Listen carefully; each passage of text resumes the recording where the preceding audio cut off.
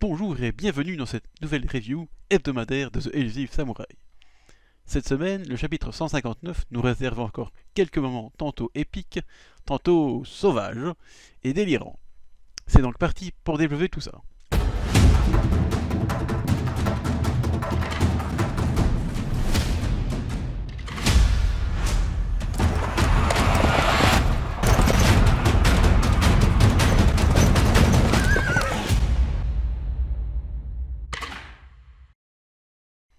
Le chapitre commence bien sûr par la confrontation entre Tokujumaru et Moroyasu, car le jeune fils de Nita Yoshisada tient à venger son plus proche serviteur, mort dans le précédent chapitre. Ce combat intéresse moins Moroyasu, car combattre un enfant ne l'intéresse pas, mais Tokujumaru va lui prouver rapidement qu'il a tort de le sous-estimer. Avant cela, Tokiyuki et Kojiro sont bien arrivés, donc en renfort, sans pour autant participer au combat, contrairement à ce que je pensais. Tokiyuki conseille juste de ne pas attaquer de face Moroyasu à cause de son naginata qui pourrait trancher facilement le jeune Nita. Ce dernier semble acquiescer, mais fonce quand même de face sur Moroyasu tout de même. Si ça surprend fort Tokiyuki, moi ça m'a pas surpris, parce qu'en fait Tokujumaru étant plutôt du genre fonceur, à l'air un peu inconscient, ça m'étonne pas tant que ça.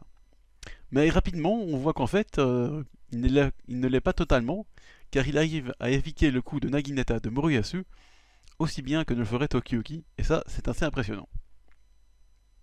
Mais ce n'est pas fini, car d'après d'aussi impressionnantes acrobaties, Tokujumaru arrive à frapper la tête de Moroyasu avec ses pieds. Il peut donc déjà se vanter d'être sûrement l'un des rares à y être parvenu, car vu la force brutale de Moroyasu, rares ont dû être les soldats ayant réussi cet exploit.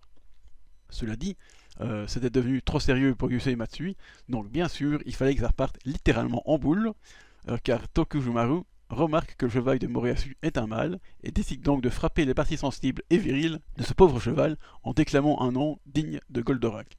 Destructo Bull, il fallait quand même le chercher. Alors je sais pas si c'est la traduction française qui a adapté ça, parce qu'en anglais, il dit juste « Oh, je vais taper dans les boules ». Donc je sais pas si c'est une adaptation française ou si c'est... ça vient de Yusei Matsui, mais en tout cas c'est génial. Bon, ce grand n'importe quoi, loufoque, est cependant très efficace car Moroyasu tombe de son cheval alors que Tokujumaru retombe sur ses quatre pattes, tel un animal sauvage faisant face à sa proie. Ensuite, à l'arrière de la bataille, Moronao semble avoir compris la tactique de ses ennemis et nous révèle qu'en fait la percée d'Osokawa, dans le chapitre précédent, était en fait voulue par le camp adverse pour qu'ensuite Moronao envoie une force réduite dans cette étroite percée, et ainsi l'armée d'Akie pouvait contre-attaquer plus facilement et vaincre cette force réduite. Si Moronao se demande qui a bien pu penser à une si brillante stratégie, nous lecteurs, nous savons que c'est très certainement Shizuku qui décidément fait son travail de stratège avec brio, car comme le dit Moronao, c'est la meilleure stratégie adoptée en cas d'infériorité numérique. Moronao est donc certes un monstre dans tous les domaines, mais du côté de la stratégie, Shizuku lui tient tête avec brio. Cela dit, j'aime toujours les petits schémas de Yusei Matsui quand il explique une stratégie militaire, car c'est toujours extrêmement clair et on comprend l'idée rapidement. C'est vraiment quelque chose que j'apprécie dans ce manga depuis le début. Ensuite, Moronao prépare bien sûr sa contre-stratégie, car il n'est jamais à court d'idées et d'atouts. Ça, il a toujours quelque chose pour contrer, c'est assez incroyable. Et une fois de plus, il y aura un peu de bizarrerie, car la nouvelle tactique de Moronao, c'est de donner à boire aux soldats de la bave de Takoji. Oui, de la bave. On avait vu dans un précédent chapitre que Moronao en avait collecté une bonne quantité auprès de Takoji lui-même, et maintenant on voit à quoi ça sert, et en fait ça sert à transformer les soldats en zombies kamikazes, en fonçant sur l'ennemi sans se soucier de sa propre vie. On dirait vraiment une version perfectionnée des soldats zombies de Uesugi, le scientifique un peu fou de la défunte garde de l'Ovron du Kanto. Cependant, pour mener ses soldats, Moronao désigne Fubuki, alias Kono Morofuyu, qui lui aussi reçoit de la bave de Takoji pour le renforcer. Bon, chaque fois que je dis bave de Takoji, j'ai du mal à croire que je dis ça, mais bon, avec Yusei Matsui, il faut s'attendre à tout. Donc dans ma précédente review, je me demandais quand Moronao allait envoyer Fubuki, eh bien c'est chose faite. Bien sûr, quand Fubuki et ses soldats zombies passent à l'assaut, Tokiyuki provoque Fubuki dans un second combat, promettant que cette fois-ci, l'issue sera différente, et il est vrai que ça commence bien pour Tokiyuki, qui réussit à éviter les premiers coups de Fubuki. Ils sont quand même puissants.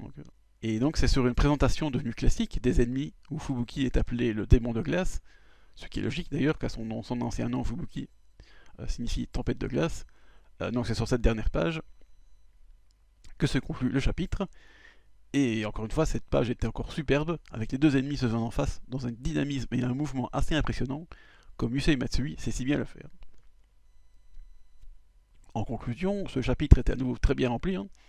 On a pu voir Tokujumaru en action, et ça c'était intéressant, car auparavant on le voyait juste combattre en fond, sans voir vraiment son style de combat. On sait qu'il était efficace et que pour son âge il était quand même très doué, mais on ne voyait jamais vraiment combattre réellement.